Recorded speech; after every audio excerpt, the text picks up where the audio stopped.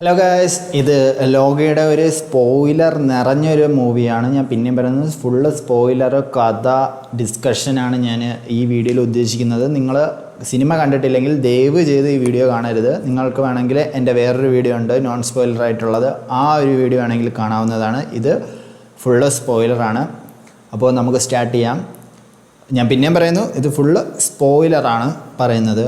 അപ്പോൾ ലോക ഞാൻ ഇന്നലെയാണ് കാണുന്നത്. അപ്പോൾ ലോകയിൽ പറയുകയാണെങ്കിൽ എനിക്ക് വളരെ എക്സൈറ്റ്മെൻ്റ് ആയിട്ട് തോന്നിയത് ഈ നീലിയുടെ കഥയും നമ്മൾ കേട്ട് നടന്ന കള്ളിയങ്കാട്ട് നീലീനെ ഒരു ഫ്രഷായിട്ടൊന്ന് റെപ്രസെൻ്റ് ചെയ്ത് നമ്മൾ പണ്ട് കണ്ടിട്ടുള്ള വെള്ള സാരി ഉടുത്ത് വരുന്ന യക്ഷി, ആ യക്ഷീനെ മാറ്റി ഒരു കുറച്ചുകൂടെ മോഡേൺ രീതിയിൽ അവതരിപ്പിക്കാൻ വേണ്ടി നമ്മുടെ ഈ റൈറ്റേഴ്സും ഡയറക്ടറും കൂടെ ചേർന്നെടുത്ത ആ ഒരു തീരുമാനവും അതുപോലെ തന്നെ അത് എക്സിക്യൂട്ട് ചെയ്ത വിധവും ഒന്നും പറയാനില്ല. Hats off.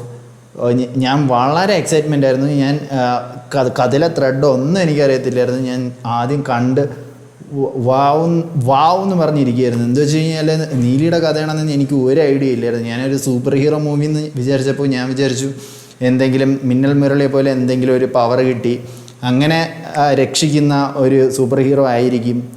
അങ്ങനത്തെ ഒരു സൂപ്പർ ഹീറോ പടമായിരുന്നു ഞാൻ ഉദ്ദേശിച്ചെന്നിരുന്നത്. പക്ഷേ ഇത് കണ്ടപ്പോഴത്തേനും എനിക്ക് വളരെ വളരെ ബ്യൂട്ടിഫുൾ ആയിട്ടുണ്ടായിരുന്നു. അതേപോലെ തന്നെ വളരെ എക്സൈറ്റ്മെൻറ്റ്. നമ്മൾ പണ്ട് മുതലേ കേട്ട് മറന്ന കുറേ കഥകളും കാര്യങ്ങളും എല്ലാം ഇങ്ങനെ നമുക്ക് വിഷ്വലായിട്ട് വളരെ ബ്യൂട്ടിഫുള്ളായിട്ട് കണ്ടപ്പോഴത്തേനും വളരെ എക്സൈറ്റഡ് ആയിരുന്നു. അതേപോലെ തന്നെ കല്യാണിയുടെ അഭിനയവും സൂപ്പർബായിരുന്നു. ഒരു കിളിയേ ആ പാട്ടും കറക്റ്റ് പ്ലേസ്മെൻറ്റും ആ പാട്ടിൻ്റെ അർത്ഥവും എല്ലാം കൂടെ വെച്ച് നോക്കുമ്പോഴത്തേനും നീലി എന്ന് പറയുന്നത് ആ സിനിമയിൽ തന്നെ പറയുന്നുണ്ട്, പല ദേശങ്ങൾ ഓരോ 20 വർഷം കൂടുന്തോറും മാറി സഞ്ചരിക്കുന്ന ഒരു വ്യക്തിയാണ്. കുറേ പ്രശ്നങ്ങൾക്ക് 20 വർഷത്തിന് ശേഷം എന്തെങ്കിലും പ്രശ്നം ഉണ്ടാകുന്നു, മാറുന്നു അങ്ങനെ വരുന്ന നീലിയുടെ കഥ. ഫസ്റ്റ് ഇൻട്രോ സീനിലുള്ള ഫൈറ്റ് സെക്കൻഡ് പാർട്ടിലായിരിക്കും വരാൻ പോകുന്നത് എന്നാണ് എനിക്ക് തോന്നുന്നത്. കാരണം ആ കഥയെക്കുറിച്ചൊന്നും പറയുന്നില്ല.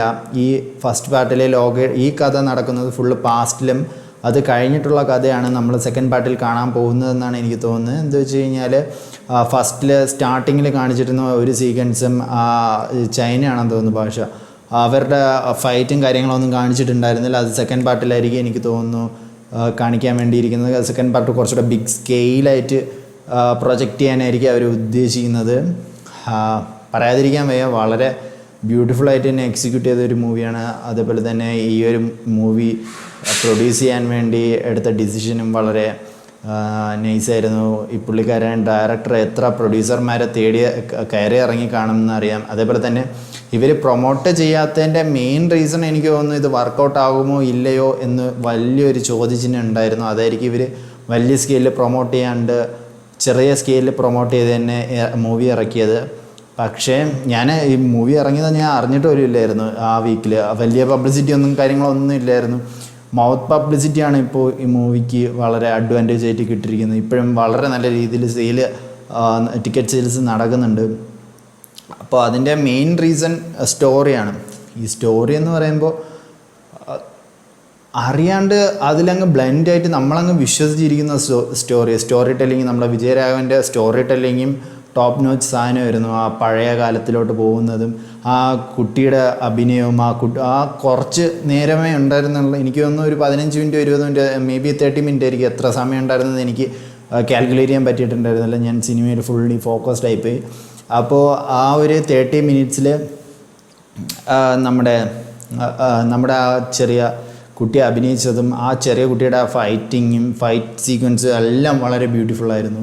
അത് നമുക്ക് വളരെയായിട്ട് കണക്ട് ചെയ്യാനും പറ്റിയിട്ടുണ്ടായിരുന്നു. ആ സ്റ്റോറി ടെല്ലിങ്ങും കാര്യങ്ങളും നീലി എങ്ങനെ നീലിയായെന്ന് കാണിക്കുന്ന എല്ലാ ഇതും വളരെ ബ്യൂട്ടിഫുള്ളായിരുന്നു. പാസ്റ്റും പ്രസൻറ്റും എല്ലാം കൂടെ മിക്സ് ചെയ്തിട്ടുള്ള ഒരു പരിപാടിയും എല്ലാം വളരെ ബ്യൂട്ടിഫുള്ളായിട്ടുണ്ടായിരുന്നു.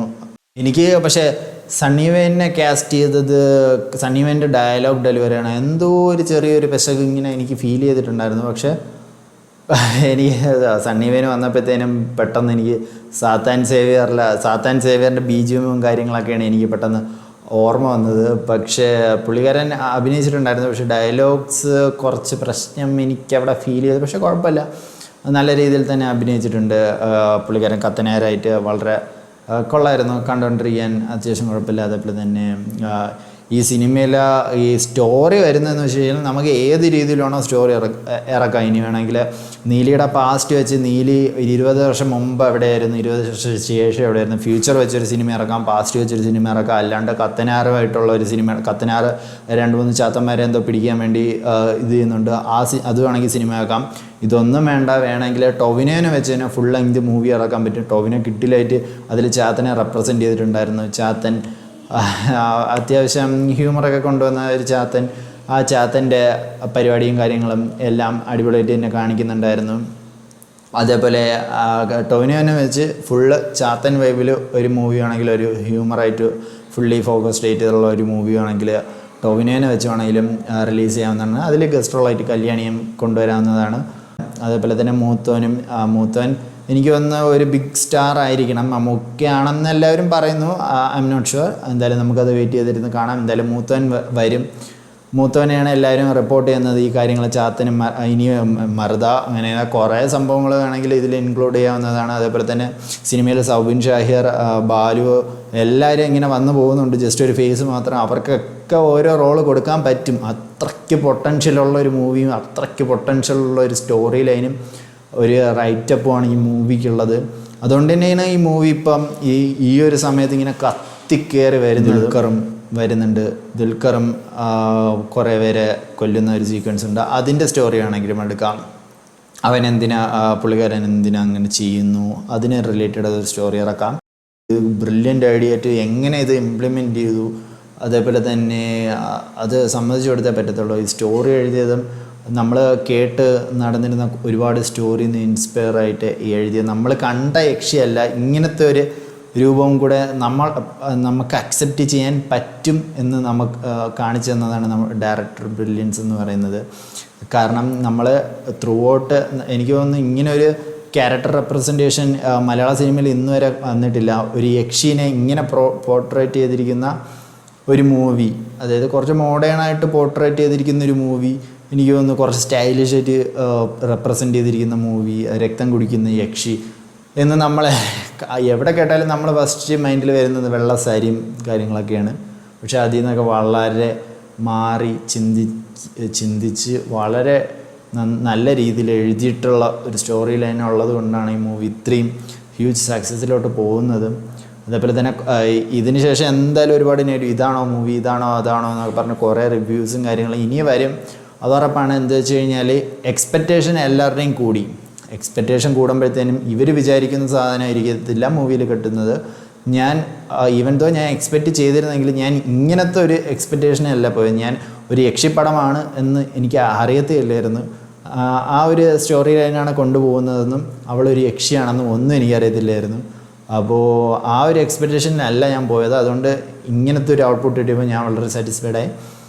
പക്ഷേ എല്ലാവരും അങ്ങനെ ആയിരിക്കണം എന്നില്ല. എല്ലാവരും ചിലവർ വിചാരിക്കുന്ന രീതിയിലായിരിക്കത്തില്ല ഈ മൂവി പോകുന്നത്. അവർക്ക് വേണ്ടത് ഒരു പ്രോപ്പർ സൂപ്പർ ഹീറോ സ്റ്റഫ്, അതെന്തെങ്കിലും പറ്റി ഇപ്പോൾ സ്പൈഡർമാനെ പോലെ ചിരന്തി അടിച്ച് സൂപ്പർ ഹീറോ ആവുന്നതും അങ്ങനത്തെ ഉള്ളൊരു പരിപാടി ഉദ്ദേശിച്ചാണ് നിങ്ങൾ സിനിമ കാണാൻ പോയിട്ടുള്ളതെങ്കിൽ നിങ്ങൾക്ക് സ്വാഭാവികമായിട്ട് ഇഷ്ടപ്പെടാൻ ചാൻസ് കാണുന്നില്ല. കാരണം ഇത് fully focused on superhero സ്റ്റഫല്ല. നമ്മൾ കേട്ട് മറന്നൊരു കഥ അത് സൂപ്പർ ഹീറോ ആയിട്ട് ലയിച്ച് ചേർത്ത് ഒന്ന് നൈസായിട്ട് പ്രിപ്പയർ ചെയ്തെടുത്തൊരു സംഭവമാണ്. അപ്പോൾ എനിക്ക് തോന്നുന്നു പണ്ടുള്ളവർക്ക് എനിക്ക് തോന്നുന്നു 90s എല്ലാവർക്കും ഇഷ്ടപ്പെടും. കാരണം കുറേ കഥകൾ കേട്ട് വളർന്ന എല്ലാവർക്കും ഇത് ഇഷ്ടപ്പെടും എന്ന് തന്നെയാണ് എനിക്ക് തോന്നുന്നത്. പിന്നെ എനിക്ക് ഈ സിനിമയിൽ ഗൂസ് ബംസ് തന്ന മൊമെൻറ്റ്സ് എന്ന് പറയാൻ, ഞാൻ കല്യാണിയുടെ ഇൻട്രോയിൽ കുറേ പേര് ഇങ്ങനെ സ്റ്റോറി ഇട്ട് നോൺ സ്പോയിലറായിട്ടുള്ള കുറച്ച് റിവ്യൂസ് ഞാൻ വായിച്ചിട്ടുണ്ടായിരുന്നു. അപ്പോൾ കല്യാണിയുടെ ഇൻട്രോ ഭയങ്കര കിടിലായിട്ട് മറ്റേ കിളിയെ പാട്ട് വെച്ച് വരുമ്പോൾ അവർക്ക് ഭയങ്കരമായിട്ട് ഇതാവുന്നുണ്ട്, ഗൂസ് ബംസൊക്കെ വന്നിട്ടുണ്ട് എന്നൊക്കെ പറഞ്ഞ് കുറച്ച് റിവ്യൂസ് കണ്ടിട്ടുണ്ടായിരുന്നു. പക്ഷേ എനിക്ക് അങ്ങനെ പേഴ്സണലി ഗൂസ് ബംസ് വരാനുള്ള ഒരു സിറ്റുവേഷൻ കല്യാണം കണ്ടപ്പോൾ എനിക്ക് തോന്നിയിട്ടില്ല. എനിക്ക് ഇന്ത്യൻ മൂവീസിൽ അങ്ങനെ ഒരു ഹീറോയിൻ്റെ ഇൻട്രോ കണ്ട് ഗൂസ് ബംസ് വന്നിട്ടുള്ളത് നമ്മുടെ ബാഹുബലി 2-ൽ അനുഷ്കയുടെ എൻട്രി ആണ്. ആ ഒരു BGM-ഉം ആ ഒരു സ്ലോ മോഷനും ആ ഒരു വാൾപ്പയറ്റ് സീനും അതെല്ലാമാണ് എനിക്ക് ഒരു ഗൂസ് ബംസ് തന്നിട്ടുള്ള ഏക ഇന്ത്യൻ മൂവി ഒരു ഹീറോയിൻ്റെ ഇൻട്രോയ്ക്ക്. സോ അതിപ്പോഴും സ്റ്റിൽ അത് അവിടെ തന്നെ മൂവി എനിക്ക് വളരെയായിട്ട് ഇഷ്ടപ്പെട്ടു. ഈ നല്ല പൊട്ടൻഷ്യലുള്ള മൂവിയാണ്, നല്ല പൊട്ടൻഷ്യലുള്ള കഥയാണ്. അതേപോലെ തന്നെ ഒരുപാട് കാര്യങ്ങൾ വന്നു പോകുന്നുണ്ട്. വിജയരാഘവൻ്റെ സീക്വൻസും വളരെ നല്ല സ്റ്റോറി ടെല്ലിംഗ് മോഡും എല്ലാം വളരെ ബ്യൂട്ടിഫുള്ളായിട്ട് എടുത്തു വെച്ചിട്ടുണ്ട്. Hats off for the entire team. അപ്പോൾ നമുക്ക് എന്തായാലും വെയിറ്റ് ചെയ്യാം. ഇത് നല്ലൊരു മൂവിയായിട്ട് ഈ ഇന്ത്യയിൽ എല്ലാവരും അറിയപ്പെടട്ടെ. ഇന്ത്യയിൽ മാത്രമല്ല പുറത്തും എല്ലാവരും നല്ല റെക്കഗ്നൈസ് ചെയ്യട്ടെ നമ്മുടെ മോളിവുഡിന്. അപ്പോൾ എന്തായാലും ഈ ഒരു ഡിസ്കഷൻ കൊണ്ട് നിങ്ങൾക്കും ഈ ഒരു ഒപ്പീനിയനാണോ നിങ്ങളും ഈ സിനിമ കണ്ടപ്പോൾ നിങ്ങൾക്കും തോന്നിയതെങ്കിൽ ഒന്ന് കമൻറ്റിൽ രേഖപ്പെടുത്തേണ്ടതാണ്. Thank you.